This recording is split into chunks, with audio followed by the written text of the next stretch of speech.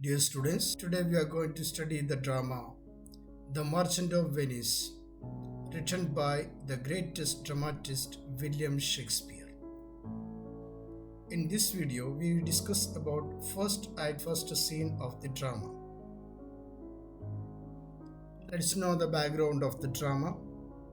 The Merchant of Venice is a 16th century play written by William Shakespeare, in which a merchant in Venice named Antonio defaults a large loan provided by a Jewish moneylender, Shylock. It is believed to have been written between 1596 and 1599. The first scene of the play introduces us to a world of wealthy upper-class Christian men living in Venice. Their conversation reveals that they are men of business who take great risk with money and are careful to avoid seeming overly concerned about their investment. Antonio is speaking to his friend Salarino and Salanio. He explains that a sadness has come over him, and his friend suggests that the sadness could be due to his worrying about his commercial ventures. He has ships at sea with merchandise in them, and they could be vulnerable. Antonio, a Venetian merchant, is hanging out with his friends Salarino and Salanio on a street in Venice. Antonio is a sad bunny, though he claims he doesn't know why. Instead of trying to cheer him up, his friends Salanio and Salarino volunteers reasons why he might be depressed. They suggest that maybe he is worried about all the big ventures he has financed at sea. His ships are out there with goods. If they make it back safely, he will be rich, but if they don't, he will be in trouble. Antonio insists that his merchandise at sea is not the cause of his sadness.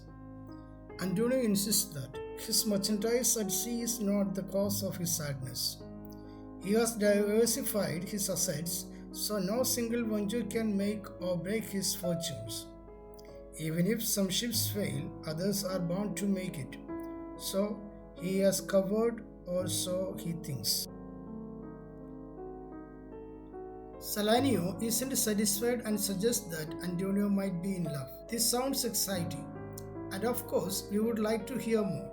But Salanio's gossipy gap is cut off by the entrance of yet more friends, Lorenzo, Graziano, and Bassanio, the latter of whom we learn is Antonio's best friend. Salarino and Salanio hastily take their leave, probably because they know Graziano is going to wax on for longer than they care to stick around. Here comes the waxing. Graziano has noticed that Antonio looks sad. What, is he wearing a sign? Like the others, he elects not to cheer his friend. Instead, Graziano notes that he will always be merry, no matter the circumstances. He adds that some men who are quiet and sad-looking seem thoughtful, but they are likely to be as foolish as anyone else. They are just hiding it well. After making this long-winded point about the short-winded people, Graziano exists with Lorenzo, leaving Bassanio and Antonio to talk. Antonio asks about Bassanio's secret pilgrimage to see a lady. Bassanio fills us in. He has been living well above his means for a while now, and it is finally come back to bite him in the butt. He explains to Antonio that it is to him that he owes the most love and money. Therefore, he is obligated to reveal the scheme he has concocted to get himself out of debt. He waxes on about now sometimes you have to risk more to gain more. Finally, Antonio cuts him off and says he doesn't need to justify himself. Bassanio should know that Antonio will do anything for him. They are bros. You are probably wondering what Bassanio's story has to do with the lady. Wonder no more. Bassanio has discovered a woman named Portia who has come into a big inheritance in Belmont. She's good looking, but more importantly, she's rich.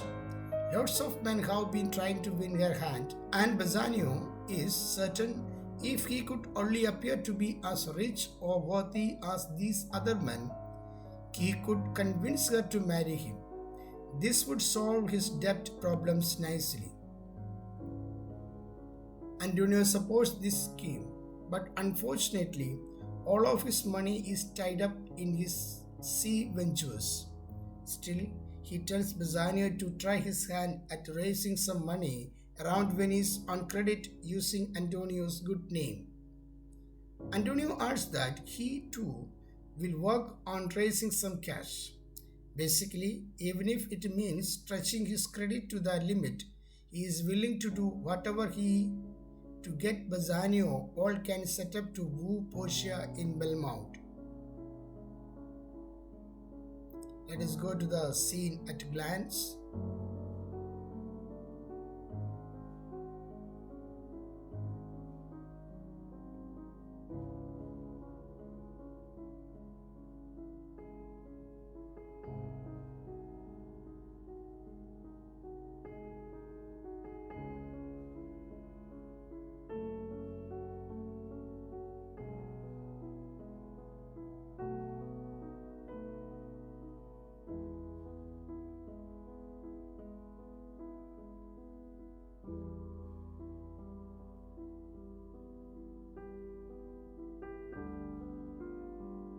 We will continue the drama. Thank you.